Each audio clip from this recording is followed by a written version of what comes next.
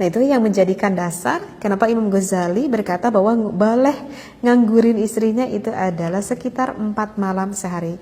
Jadi bagusnya sih dalam waktu 1 minggu itu sang suami jangan sampai nggak ngelengok gitu ke istrinya ya. Seperti itu.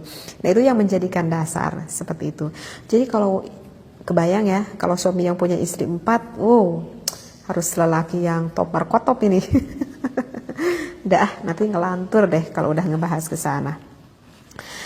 Nah, udah paham ya? Nah, tetapi ini belum selesai. Pasti banyak pertanyaan nih di otaknya para pendengar.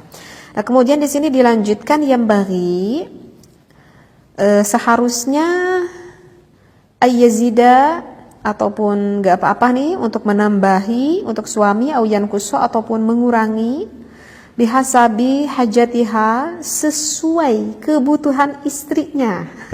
Dengar nih, sesuai kebutuhan istrinya. Fitah sini tujuannya adalah apa? Di dalam penjagaan.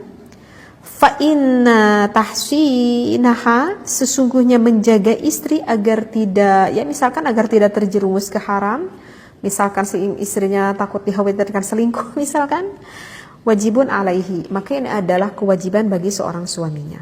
Nah, sekarang ada timbul lagi pertanyaan, apakah itu memang hukum mutlak mengunjungi sang istri itu harus 4 malam sekali? Kalau yang dengar ini para pengantin baru pasti ini akan kelabakan. Karena pengantin baru yang umurnya itu masih muda-muda, itu biasanya di dalam 1 hari itu kuat nih sampai 3 bahkan sampai 4 kali nih siang malamnya. Aduh, kalau saya harus nunggu sampai 4 hari ini gimana nih?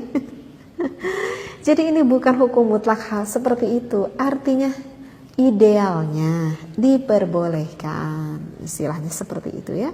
Jadi kan barusan juga disampaikan auyan kuso, boleh kok mengurangi waktunya.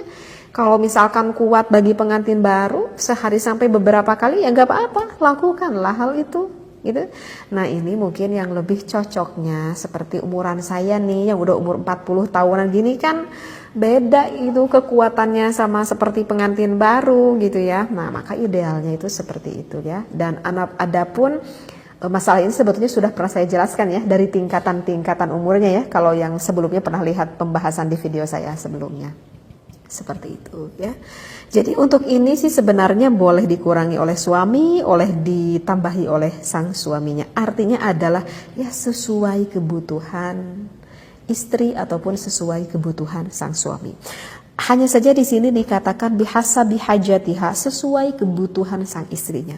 Jadi yang dikatakan sesuai kebutuhan sang istrinya, jangan sang suami itu berpikir kalau misalkan sang istri nggak memenuhi keinginan suaminya maka terlaknatlah sang istrinya. Jangan berpikir hanya sang istrinya saja loh yang terlaknat. Kemudian kalau misalkan istrinya yang lagi pengen, kemudian sang suaminya yang hare-hare aja gitu, apakah terlanat enggak bagi sang suaminya? Sama ya. Maka jangan berpikir hanya istrinya aja nih yang akan kena laknat. Sang suami pun ya, kalau misalkan sang istri meminta, maka itu ya harus dipertimbangkan dong ya. Ya, kalau misalkan untuk seorang istri kalau minta itu kebanyakan malu. Iya, saya paham kebanyakan wanita itu malu ya. Tapi itu malu biasanya sih bagi pengantin anyar. Ya sekitar 1 sampai 5 tahun. Tapi kalau yang udah berumah tangga seperti saya yang udah puluhan tahun, masa masih mau terus mengukut kemaluannya sama sang suami? Toh memang itu adalah kebutuhan biologis bareng-bareng. Jadi kalau menurut saya wahai para istri, ya gak perlu malu juga ya. Karena itu memang kebutuhan Anda seperti itu.